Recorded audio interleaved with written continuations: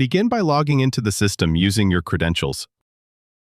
The system then loads your personalized school command center dashboard.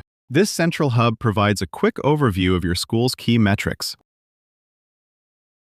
You can hover over different cards to see more details and trends at a glance.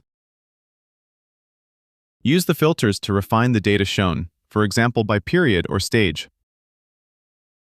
This helps you customize the dashboard view to focus on relevant information. Now let's explore the main menu. Click Students to manage student records. Here, you can view students organized by their respective classes or forms. You can also access archived student records for historical data.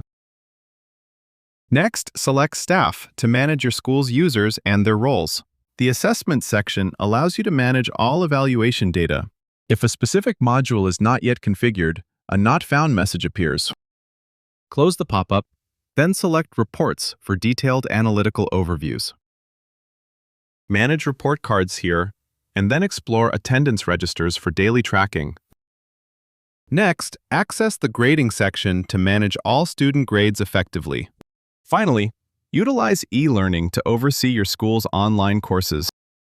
This concludes our comprehensive overview of the Frame dashboard and menu. Frame streamlines your school's administration, communication, and learning.